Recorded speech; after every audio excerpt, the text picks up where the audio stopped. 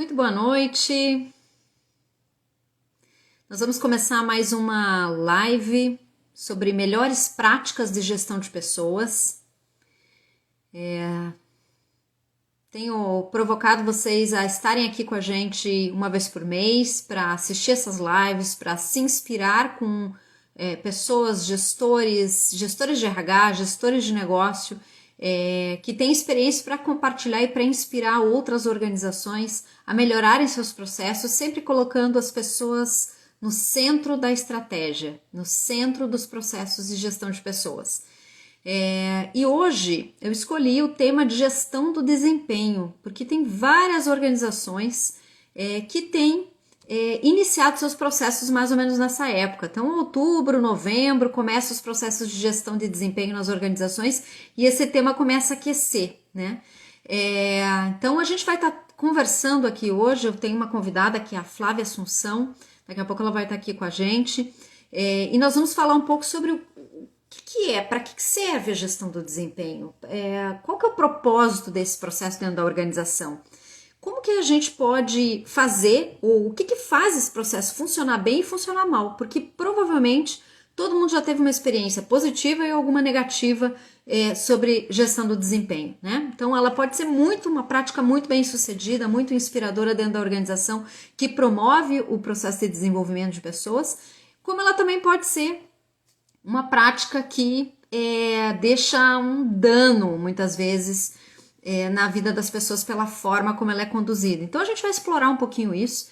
A gente vai ter um olhar aqui tanto para o gestor, então provocando o gestor a pensar como é que ele pode agregar valor a esse processo, quanto para o colaborador, né? Então, mesmo para quem é um contribuidor individual, não tem uma posição de gestão, fica aqui com a gente nessa live para você entender melhor o que está por trás desse processo e também entender como é que você pode tirar proveito desse processo, que ele tem um bom propósito, né?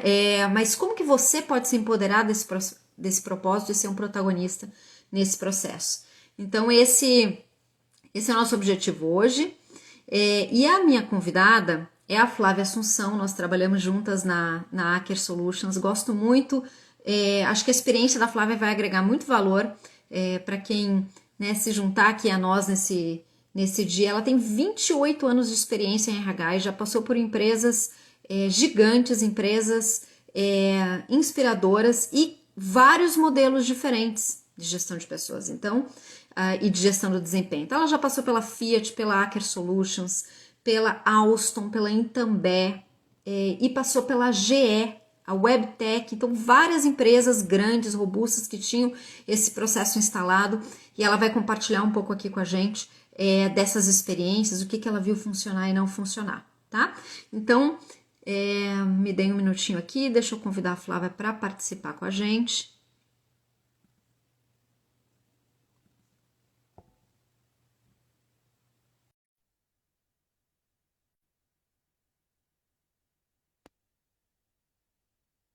Olá, seja muito bem-vinda. Oi, Que bom que você... obrigada. Boa noite.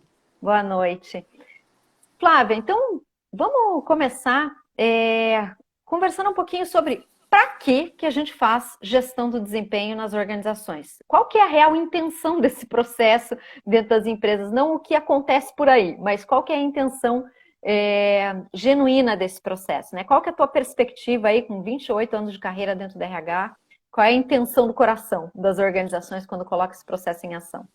Bom, na minha opinião, e assim, tudo que eu estudei, tudo aquilo que eu pratiquei, o processo de gestão de performance, ele vem com o objetivo de aumentar a performance da organização através do desempenho das pessoas. Então, esse é o principal objetivo do processo de gestão de performance para mim. Acho que ele é talvez um dos mais importantes processos para a performance da organização e talvez um dos mais negligenciados também. Então, mas o objetivo principal é esse, aumentar a performance da organização através do desempenho das pessoas. Então, olha só, uma provocação aqui para a gente pensar, o processo de gestão de desempenho, ele não é um processo de RH. apesar do RH muitas vezes ser responsável por conduzir esse processo. Ele é um processo de negócio, né? E que vem lá da estratégia para desdobrar os objetivos estratégicos, para fazer com que cada um esteja plugado na estratégia dentro do seu papel organizacional, né? Exatamente. Exatamente essa leitura que eu tenho, assim, é um processo que é da organização, que é gerenciado e é acompanhado pelo RH, mas o principal objetivo dele, efetivamente, é trazer resultado para o negócio. É fazer com que as metas, que a estratégia seja alcançada e os resultados eles venham através das pessoas. E aí é legal a gente pensar, né? O que gestão do desempenho, a gente não está falando de avaliação de desempenho. Avaliação de desempenho é uma parte do processo de gestão de desempenho, porque pode ser que nem todo mundo tenha essa clareza, né? Então, como é que você enxerga, Flávia, o processo de gestão de desempenho? Quais são as etapas no processo de gestão do desempenho?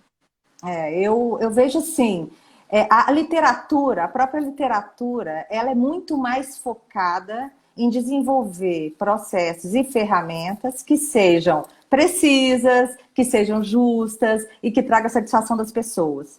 Entendeu? Mas na prática, fazer gestão de desempenho, ele é muito mais do que colocar um processo, uma ferramenta ou um formulário em ação.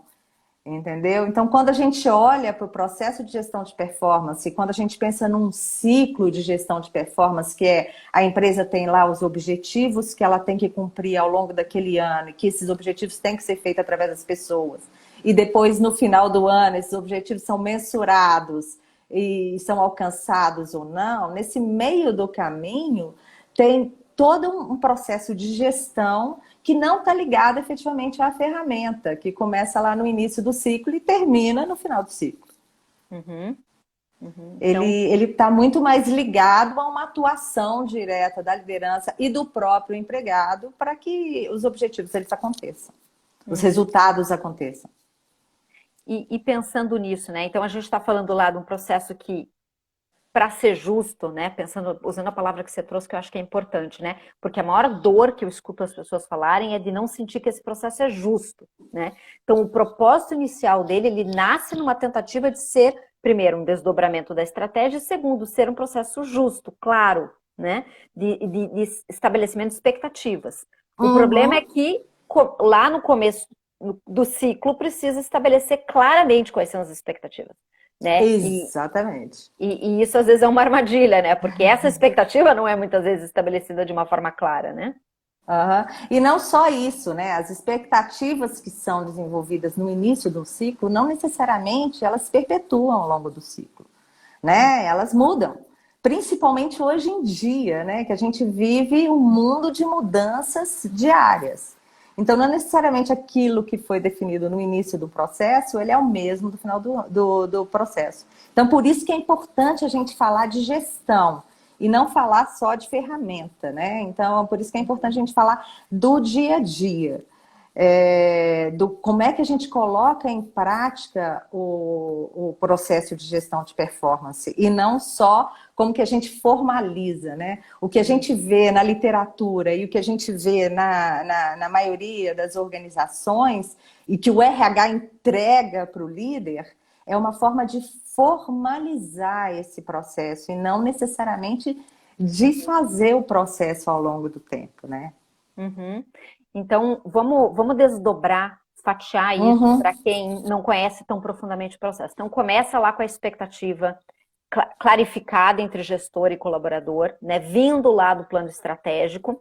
E aí, esse acompanhamento precisa acontecer ao longo do ano. Com que frequência você acredita que é uma boa prática o gestor fazer o acompanhamento? Sentar, olhar os objetivos que foram estabelecidos e fazer esse acompanhamento com o colaborador. Qual que é a tua recomendação? Eu não acho que exista uma frequência assim que é definida, entendeu? Vamos fazer isso a cada 3 meses ou vamos fazer isso a cada 6 meses. A minha defesa é que o olhar para a gestão, o olhar do líder tem que estar voltado para a performance do empregado no dia a dia.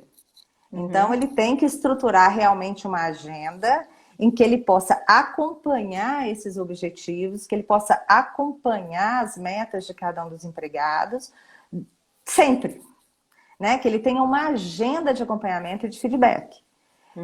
Independente se essas reuniões são formais, se elas são longas, se elas estão na agenda, mas o gestor ele tem que estar no dia a dia com esse olhar. Eu costumo brincar que a gestão do desempenho ela é como uma dieta, entendeu? Que assim, quando você está anêmico, ou quando você está com diabetes, ou quando mesmo você quer emagrecer, não é uma coisa que aconteça naturalmente, você tem que se forçar a fazer, mas ela é necessária e ela é diária. Eu brinco também que o feedback é igual batimento cardíaco, né? Feedback é uma coisa que oxigena efetivamente o time.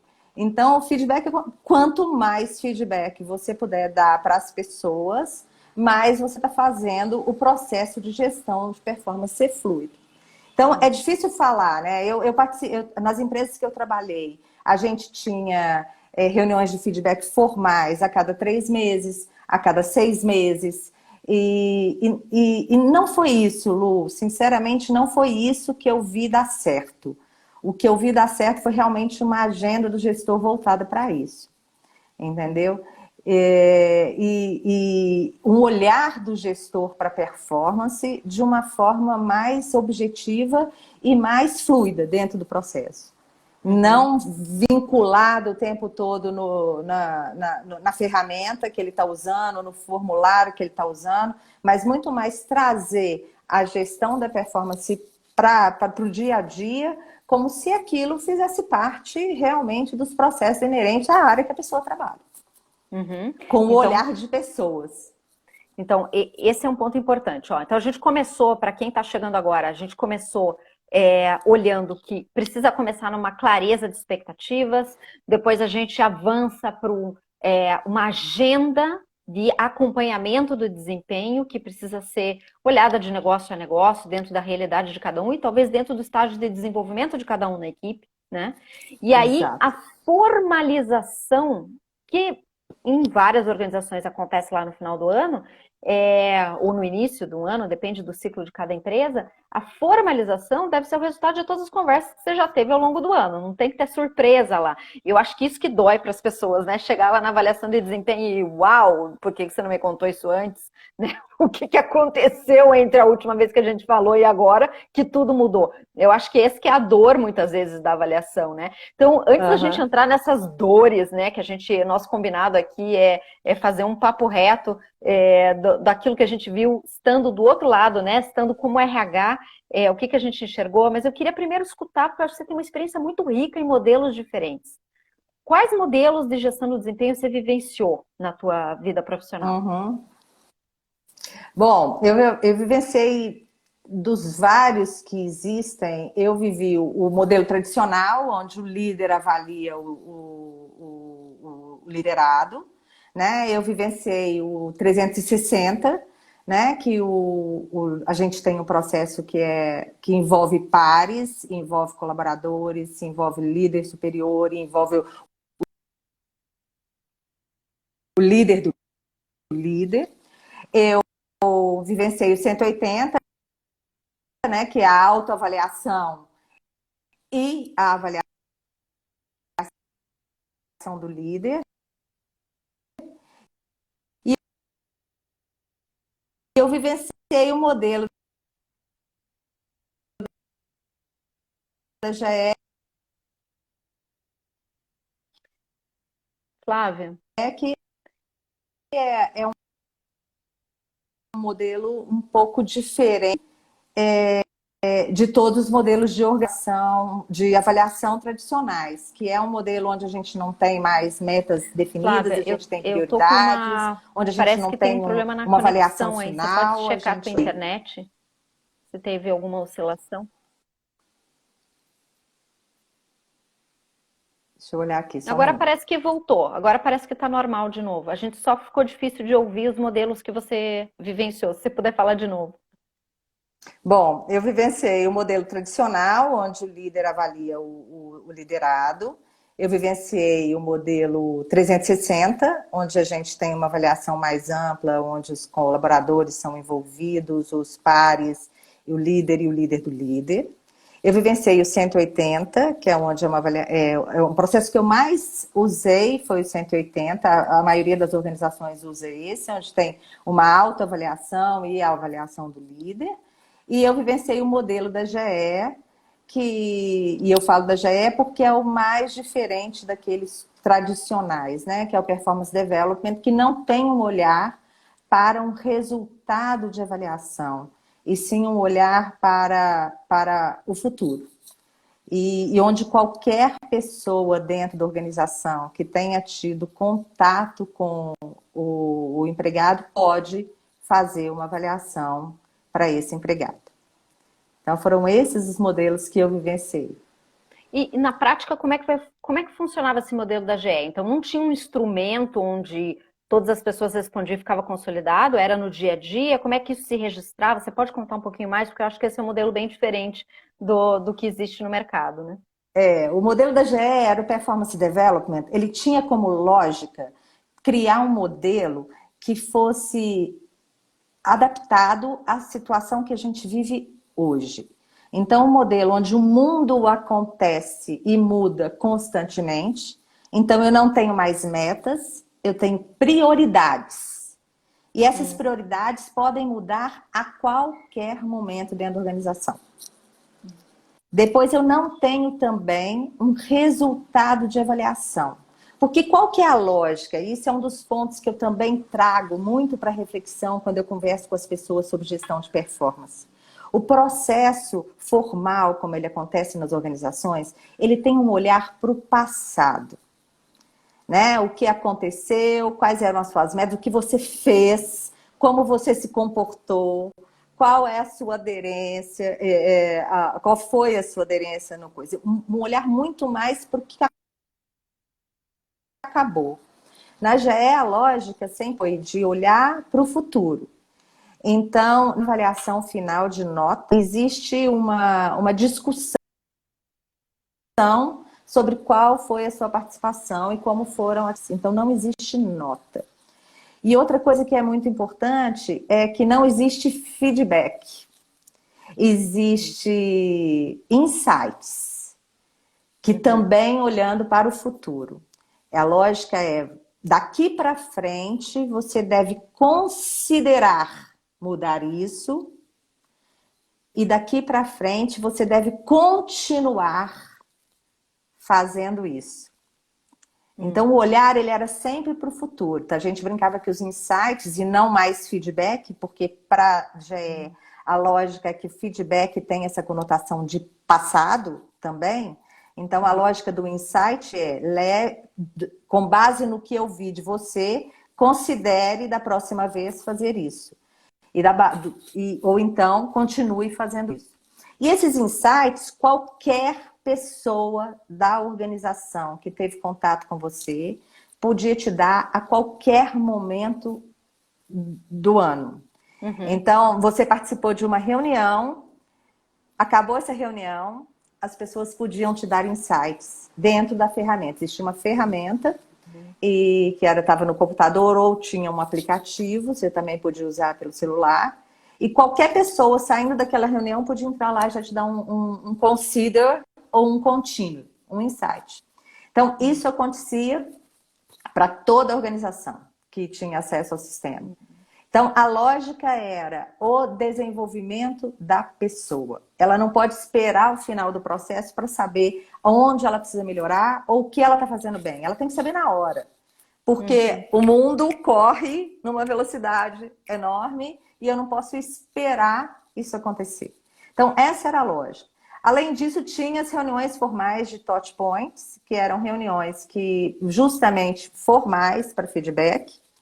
E ela podia acontecer tanto por solicitação do líder, quanto por solicitação do liderado. Uma coisa importante também, os considers e os continuous, os insights, podiam ser pedidos pelo próprio liderado. Então, era muito comum na GE a gente estar no meio de uma apresentação e acabou a apresentação, a pessoa virar lá na frente e falar assim, por favor, me dê insights. Então, o próprio empregado cobrava os insights daquelas pessoas que estavam naquele momento, porque era a forma que ele tinha de se desenvolver para uma próxima. Então, era uma coisa muito contínua, muito fluida, entendeu? E era diária, e com o olhar para o olhar que deve ser performance, a gestão de performance, para o desenvolvimento da pessoa e para o atingimento dos resultados dela. Então, era bastante legal. Os touch points, eles podiam ser em grupo ou eles podiam ser individuais. E eles também podiam ser para o líder. O líder também pedia touch points para ele receber insights dos liderados. Então, era um processo bem fluido. E de novo, Lu, eu vi dar muito certo na GE e era um modelo que eu achava mais bacana, era um modelo que eu achava mais aderente ao momento que a gente vive hoje. No entanto, outra metodologia. Eu vi casos de sucesso e vi casos de fracasso. Porque, para mim, continua vinculado ao modelo de gestão que o líder coloca em prática, entendeu? Então, mesmo sendo moderno, mesmo estimulando as pessoas a pensar no futuro, mesmo colocando na mão do empregado, se o líder não tem um modelo que favorece, um modelo de gestão que favorece, mesmo assim eu vi casos que não funcionaram. Uhum. Mas muito inspirador, muito bacana. Então, deixa eu compilar aqui para quem está chegando agora. Então, a Flávia está contando do modelo da GE. Então, ao invés de ter todo um processo cheio de burocracia, veja se estou entendendo certo, era um aplicativo, ou você entrava no computador ou no teu celular, e você podia imediatamente participando, qualquer pessoa da organização podia dar insights, ao invés de feedback, para a pessoa. Achei sensacional, o nome traz leveza, né? O nome traz, assim... E eu fiquei muito curiosa para saber se as pessoas davam insights só de corretivas, só de coisas que a pessoa precisava melhorar, ou se as pessoas tinham um olhar apreciativo de... Porque a gente, frequentemente, no dia a dia, deixa passar, às vezes sem querer, assim, sem intenção no nosso coração, mas aquilo que a pessoa está fazendo bem, a gente não fala, né? A gente não deixa claro. As pessoas tinham o hábito de chegar e falar assim, olha, você mandou bem, você fez isso bem, a tua prestação foi muito legal. Era algo que fazia parte da cultura? Nossa, muito, muito. E assim, era mais forte ainda. Era muito. A gente recebia muito menos consider do que contínuo, né? A gente recebia muito mais insight positivo do que insight para melhorar. Era mais comum as pessoas entrarem lá e falar, você mandou bem, você fez super bem, do que o contrário. Entendeu? Mas os que tinham mais valores, aí eu posso falar muito mais da minha experiência, porque tem uma coisa importante, viu, gente? A ferramenta, ela era do empregado. O RH não tinha acesso às informações, a não ser que o empregado quisesse dividir. O RH não tinha acesso ao controle de quem usava e quem não utilizava. Quer dizer, foi realmente um processo de contar para a organização. Gestão de performance é papel do negócio, não é um papel do RH. Isso não é uma ferramenta burocrática do RH para ocupar tempo de líder. Isso está na mão de vocês, usem com sapiência. O RH está disposto a dar coaching, o RH está disposto a dar treinamento, o RH consegue ensinar como é a ferramenta, o RH pode ajudar a desenvolver um plano de desenvolvimento baseado nos considers e nos contínuos. O RH pode ajudar em tudo, mas a ferramenta não é do RH e ela não sabe o que está escrito aí. E assim, o empregado dividia com o líder, se ele quisesse dividir com o líder, ou então na avaliação final lá, porque tinha um touch point final, no final do ciclo, onde o empregado podia juntar dali, tinha um campo no formulário, que o empregado juntava e falava assim, com base nos considers e nos contínuos que eu recebia ao longo do ano, isso aqui para mim foi importante, isso aqui eu preciso mudar e parará e tal. Então, assim, era uma ferramenta do empregado e do líder, e o RH quase nem participava do processo, eu não tinha acesso.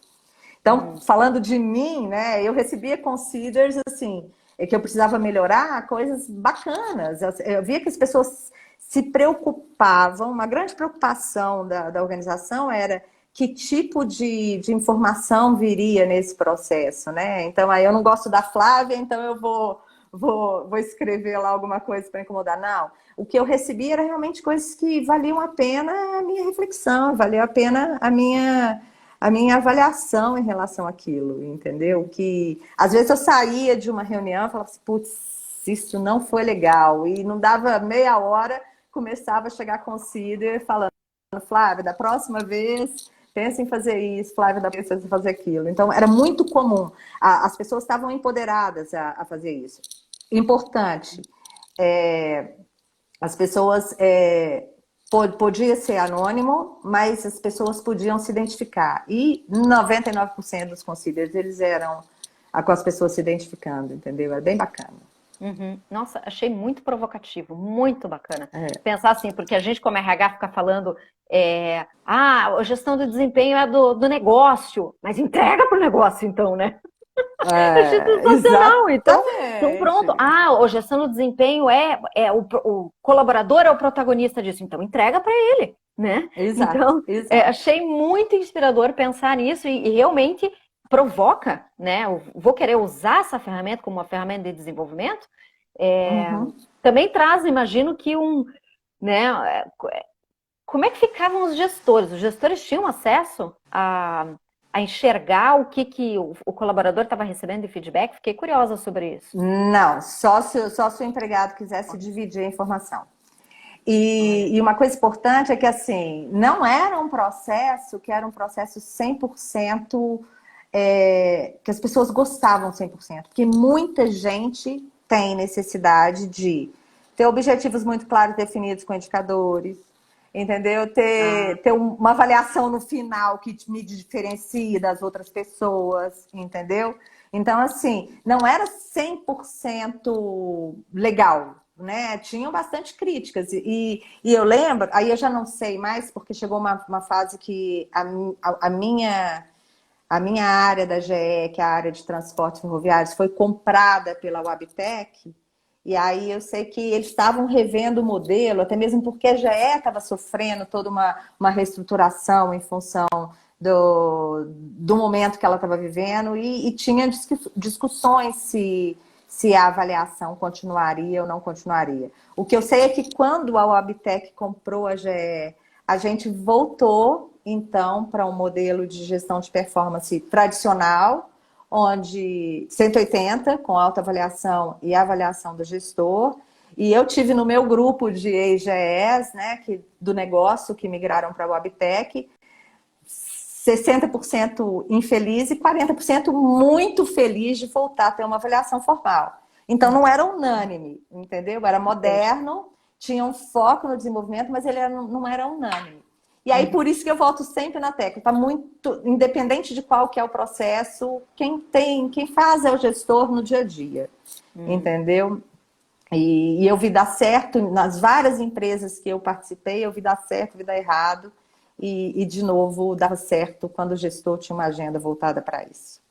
E vamos modelo voltado para isso. Vamos entrar por aí, então, nesse papel do líder, né? O que o líder pode fazer, independente de qual é o modelo da sua organização, independente de como isso é feito, se você concorda ou não com o modelo, se você gosta ou não da ferramenta, o que você, como líder, pode fazer para agregar valor real nesse processo de gestão do desempenho? Qual que é a tua opinião? Pois é, eu até hoje de manhã, na hora que eu falei assim, nossa, eu tenho que dar uma preparada aqui para conversar com a Lu, deixa eu tentar lembrar um pouco dos modelos, deixa eu lembrar um pouco do que eu vi dar certo e que não vi dar certo. Eu até fiz algumas anotações aqui, né? Então, isso aqui, só para não me perder, independente de qual foi a ferramenta, né, que foi utilizada, em qual empresa eu trabalhei, né? Quando eu falo da agenda e do modelo de gestor do líder, quando é que eu vi dar certo, né? Entendeu? Eu vi dar certo quando o líder adotava um modelo de gestão transparente, quer dizer, independente de qual ferramenta que ele usava, todo mundo sabia, né? Qual era a estratégia, quais eram as metas, quais eram os indicadores, qual a responsabilidade de cada um e, principalmente, como cada pessoa seria avaliado. Essa é uma super surpresa, né? Porque quando eu tenho um modelo formal, eu tenho lá minhas metas, aí eu me enfio nas minhas metas, faço lindo, atingo todos os meus objetivos. Quando chega no final, minha avaliação não é tão boa porque eu não me comportei adequadamente dentro do processo. Então, isso tem que ser muito transparente para as pessoas. O que é importante dentro daquela equipe para uma pessoa ter uma boa performance. Então, esse para mim era o primeiro ponto. O segundo ponto, e super importante, né, é criar um ambiente seguro psicologicamente sim. para que o liderado possa falar das suas dificuldades, das suas inseguranças, das suas dúvidas e principalmente dos seus erros, né? Sábado eu fui no aniversário, encontrei com a minha afilhada mais velha, ela é engenheira civil. E ela trabalhava numa empresa grande, ela tinha uma posição de projeto, e ela queria exercer a profissão de engenheira, ela queria ter um cargo de engenheiro na carteira dela. Ela optou por sair dessa empresa grande e foi trabalhar numa empresa menor. Então ela saiu de uma empresa de 500 empregados para uma empresa de 18 empregados, mas ela é engenheira responsável lá e ela está feliz por estar fazendo o papel dela de engenheira. Mas ela assim, Flávia, as pessoas lá têm medo de errar. É um desespero para errar. O que eu estou sofrendo, porque é conferência em cima de conferência, porque não pode, o líder não pode ver um erro. Entendeu? As pessoas são extremas, elas têm uma insegurança enorme. Isso cria um ambiente que não é psicologicamente favorável. Então, o líder tem que dar esse espaço. Isso era uma coisa valorizada na GE, né? Errar não podia ser motivo para punição. As pessoas eram estimuladas a errar, porque errar é que eu vou aprendendo e aí eu vou fazendo melhor. Então, na lógica de prototipação, na lógica de agile, que a gente usava muito lá, ferramentas ágeis, essa era a lógica de que, assim, eu tenho que errar para aprender. Outra coisa que eu anotei aqui que é importante, né? O líder, aquilo que a gente já falou, né? O líder planeja uma rotina de acompanhamento e feedback. E aí, essa rotina, ela tem que ter um olhar muito mais de coach, né? Não é um olhar de avaliação, é um olhar de como você está indo, o que você precisa, como você está se sentindo e como eu posso te ajudar nesse processo. Entendeu? Ao longo do cumprimento dos objetivos da pessoa. Né? Não adianta no final, como eu poderia ter te ajudado para você fazer melhor o seu resultado. Não, como é que você está indo? Quais são as dificuldades? O que você está sentindo? Então, qual é o seu plano para atingir essa meta? Né? Então, assim, um olhar muito mais de coach e essa rotina tem que estar no líder. Tem que lembrar aí que tem pessoas, eu não estou falando de microgestão, eu estou falando que tem pessoas que precisam e gostam de microgestão. Eu sou uma pessoa que eu sempre gostei de conversar com o meu chefe. Para cada passo que eu vou dar. Sempre gostei. Entendeu? Então, eu sempre tive que ter uma relação ótima com o meu gestor, porque eu gosto. Isso não é microgestão, é o meu perfil. Para cada passo que eu gosto de dar, eu gosto de trocar ideia. Então, assim, tem gente que precisa disso mais constante, tem gente que gosta de ficar mais solto. Mas o gestor tem que ter uma rotina de acompanhamento e de feedback respeitando o perfil de cada pessoa do time dele. E não tem jeito dele fazer isso se ele não conhece as pessoas. Outro ponto, feedback positivo. Só fazer um comentário aqui. Eu gosto quando você usa a palavra do planejar essa rotina de acompanhamento, porque vamos combinar que é pesada a rotina de acompanhamento de um gestor com a sua equipe, né? Então, se não planejar isso, se não colocar na agenda, não vai acontecer. Porque não vai sobrar tempo para isso. Você tem que colocar como prioridade, né? Então, eu acho que isso é bem significativo. Eu queria reforçar com quem está assistindo que não é mágica, não sobra tempo para gestor nenhum fazer isso. Né? Se você ficar esperando o dia que você vai ter tempo para fazer acompanhamento de desempenho, simplesmente não vai acontecer. Então, ou você coloca as pessoas no centro da sua agenda, ou você vai ficar abduzido por todas as outras demandas que a organização te puxa, né? Então, planejar é uma chave importante aqui. Exatamente. Eu tinha gente no meu time, por exemplo, que eu tinha reunião de planejamento e acompanhamento mensal. Tinha outros que era semanal. Entendeu? Mas estava na minha agenda. Era o horário deles, entendeu? E tinha que estar lá, não tinha jeito. Preciso rever esse horário, que entrou uma agenda importante da diretoria. Ok, mas a gente ia rever o horário, mas ele estava na agenda. Todo mundo tinha o calendário do ano inteiro de como aconteceriam aquelas reuniões. E aí tá tudo ligado com isso, disponibilidade, né? Então, eu sei que a vida da gente é louca, né? E a gente tem um monte de coisa para fazer, mas se eu não consigo parar e fechar o caderno quando alguém entra na minha sala porque tem uma emergência ou alguma meleca, eu não consigo fazer gestão da performance da pessoa. Ela não pode ficar esperando o dia que eu tenho disponibilidade para poder ajudá-la num problema que está diretamente ligado aos objetivos dela. Outra coisa importante, né? E aí a gente falou de agenda de novo, né? Um líder não pode se limitar apenas a reuniões de resultados, né? Ele tem que ter reunião de planejamento, ele tem que ter reunião de acompanhamento, ele tem que ter reunião de troca de ideias, de troca de experiências, ele tem que ter reunião de celebração, entendeu? Dos resultados. Ah, é difícil? Tem que ter. Não tem outro jeito. Às vezes que eu vi gestão de performance funcionar bem, foi porque o líder conseguiu abrir espaço para fazer isso. Não precisa ser todo dia, não precisa ser toda semana, mas ele tem espaço na cabeça dele para fazer isso. E por último, e para mim o mais importante, tá, Lu, para poder conseguir viabilizar isso tudo aqui, é o líder ser vulnerável. Ele se colocar numa atitude de vulnerabilidade. Ele precisa se abrir para as pessoas e ter a coragem e a coragem mesmo de falar e de perguntar onde eu posso ser melhor como líder para a sua performance ser melhor. Onde eu posso melhorar como líder. Se colocar vulnerável é fundamental para uma agenda de gestão de performance. Porque o líder também é um empregado, o líder também é humano, o líder também tem dificuldades, o líder também tem problemas para poder atingir seus objetivos. Então, ele precisa se colocar vulnerável para o time, para poder criar um ambiente de segurança, de transparência, de psicologicamente saudável. Então, esse para mim também é um ponto muito importante. O líder que se consegue colocar no meio do time como uma pessoa normal e não como um deus. E eu acho que isso tem uma provocação para quem está no papel de líder, que é lidar com o desconforto, né? É muito desconfortável. E a gente precisa conseguir permanecer, né? Conseguir lidar com esse desconforto de abrir um espaço verdadeiro para que o outro possa dizer.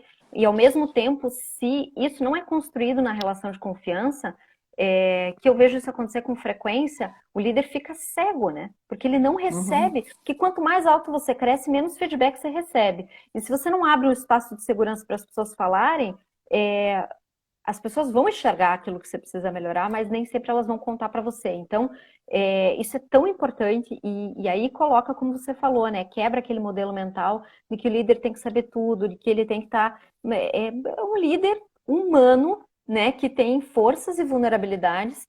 E aí o colaborador né, poder também criar... Eu acho que tem uma partilha aí, né? Tem um espaço que é o do gestor se colocar nessa vulnerabilidade e do colaborador também enxergar que o líder é uma pessoa como você, que também precisa de desenvolvimento. Às vezes eu vejo um pouco dessa provocação de quem está embaixo também, uma expectativa irreal do líder ser perfeito, né? E não tá fácil ser líder hoje em dia, né? Tá cada vez mais complexo, mais desafiador. Tem coisas que você simplesmente não sabe como lidar, você vai ter que aprender em pleno voo, né? Então, poder compartilhar, eu acho assim que é um momento de compartilhar a humanidade, né? Então, eu vejo em você coisas que você precisa melhorar e você talvez veja em mim, vamos conversar sobre isso. Eu acho que esse ambiente é um ambiente ganha-ganha, né? Um ambiente que realmente faz as pessoas crescerem, né? Faz sentido para você isso?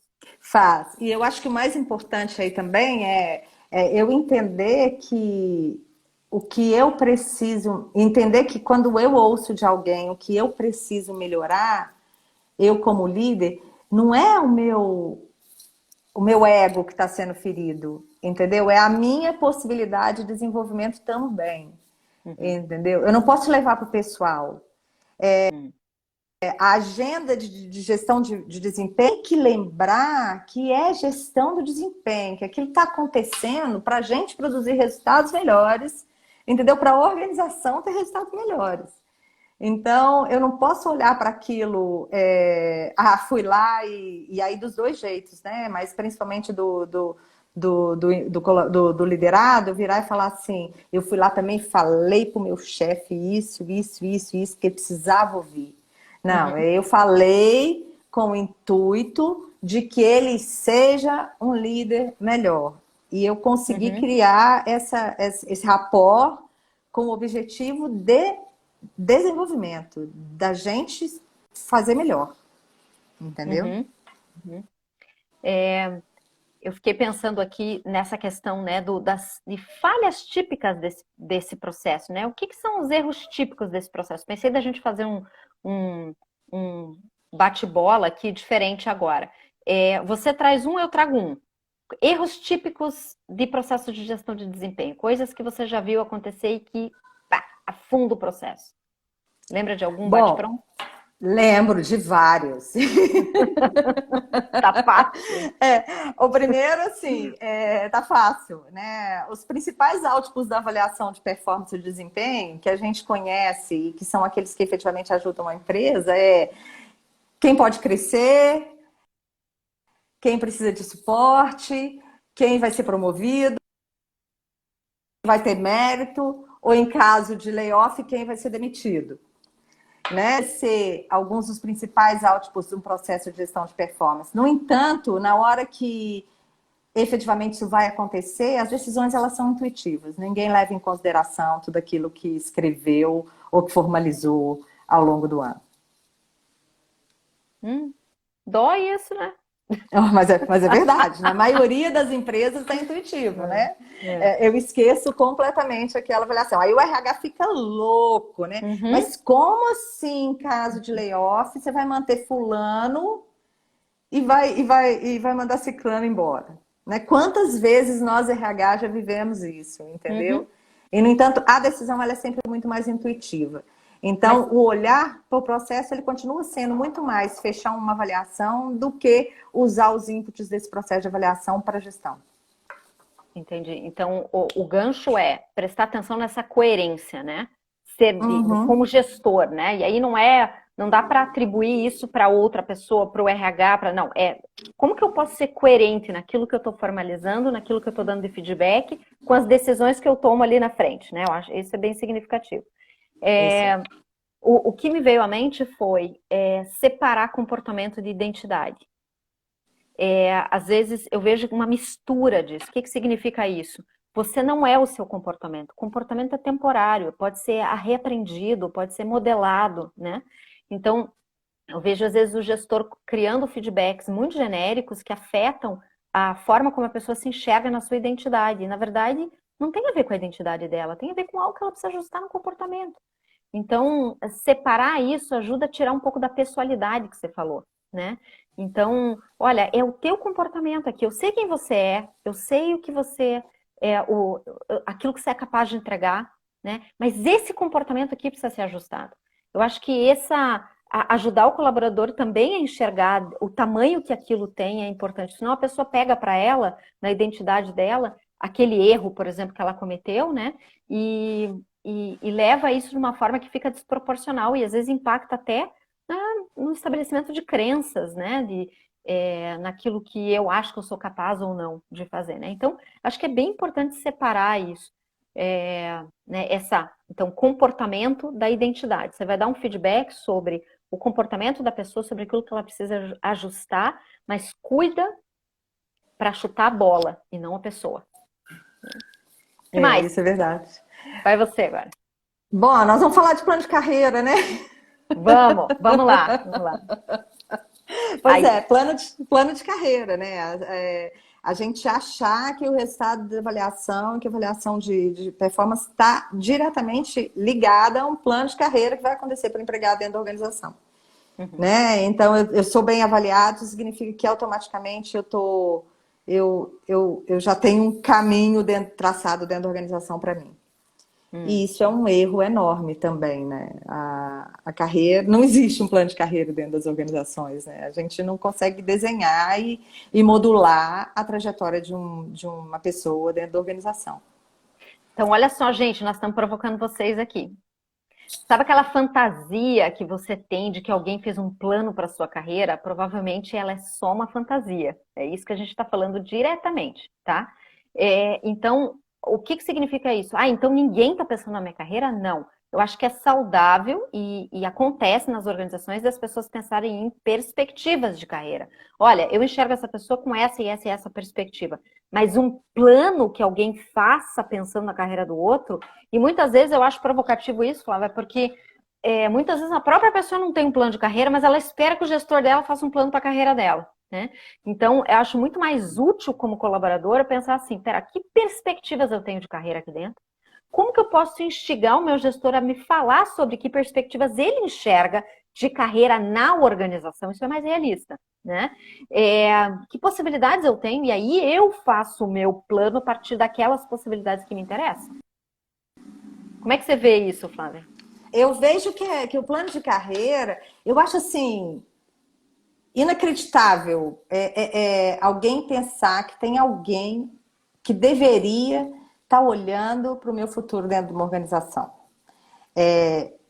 Eu tenho que estar olhando para o meu futuro dentro da organização, né? Eu sempre defendi isso. O plano de carreira é aquele onde eu quero chegar dentro dessa organização, onde eu me vejo dessa organização. E eu tenho sim que usar meu líder para me ajudar a viabilizar esse caminho através de quais competências eu tenho que desenvolver, quais comportamentos eu tenho que melhorar, que tipo de feedback eu tenho que pedir, entendeu?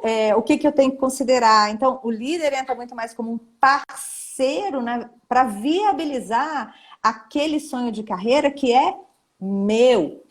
Uhum. Eu não posso colocar o meu futuro na mão do outro, seja ele meu líder ou não. Até mesmo porque a gente muda de líder, né? Não igual a troca de roupa, mas a gente, dentro de uma trajetória, eu na minha organização, eu tive um monte de líder, entendeu?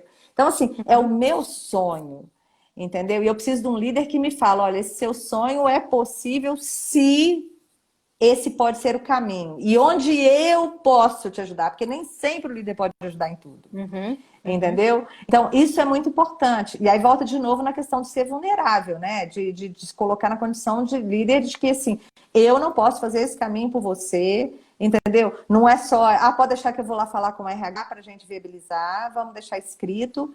Até mesmo que, de novo, eu volto na questão. Depois, as decisões da organização, elas são tomadas de forma intuitiva, elas podem levar ou não levar o processo formal, mas é intuitivo, e aí o meu sonho de sentar na cadeira de CEO, quando chega o dia, é outra pessoa que vai sentar lá. Porque a organização está vivendo um outro momento, precisa de uma pessoa com outro tipo de competência, entendeu? E não fui eu que sentei, isso acontece muito. Então, assim, eu tenho que ter na minha cabeça que o plano, ele é meu. Seja nessa organização que eu tô, ou em qualquer outra organização. Eu tenho que desenhar o meu plano e eu que tenho que saber onde que eu quero chegar.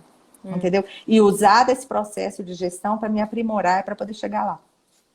Então, olha só, gente, isso não quer dizer que a organização não vai pensar no futuro das pessoas que têm potencial dentro da organização. Vai fazer um plano de sucessão, vai fazer um programa de desenvolvimento para acelerar liderança, talento, tudo isso é válido e as organizações fazem isso com o intuito de preparar as pessoas para essas posições futuras. Agora, a certeza de quais são os próximos passos, qual é o plano exato que você vai percorrer na carreira, é uma fantasia que a minha hipótese é que venha de um modelo de outras gerações que não existe mais, porque eu não conheço nenhuma organização que tenha isso pessoa a pessoa da organização. E eu ainda escuto as pessoas tendo essa expectativa fantasiosa de que existe um ser humano fazendo um plano para cada um da organização. Isso não existe. Né? O que existe é uma organização pensando em competências que vão ser necessárias. E como é que a gente prepara essa mão de obra para isso? Isso sim. Né? Mas não que tenha um plano individual. O olhar da organização para o output do processo de gestão de performance, e por isso que eu falo que é um dos processos mais importantes para a performance da organização, é ter certeza que ela tem caminhos para fazer com que as pessoas melhorem a sua produtividade. E quando eu falo de produtividade, eu estou falando de fazer mais com menos. A gente ouve isso todo dia e é uma verdade.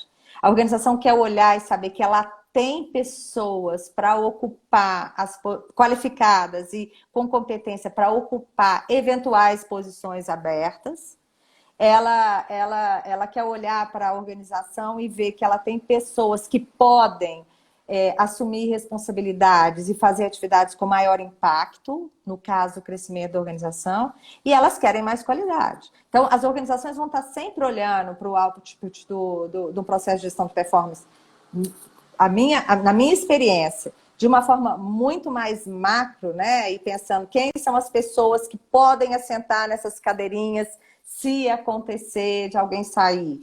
Quem são as pessoas que podem assumir o projeto em caso de uma fusão, de uma aquisição. Quem são as pessoas que têm skill para fazer isso, aquilo? Então, ela vai sempre olhar para essas pessoas, sim, com um olhar da organização e não necessariamente um caminho individual para cada uma dessas pessoas, entendeu?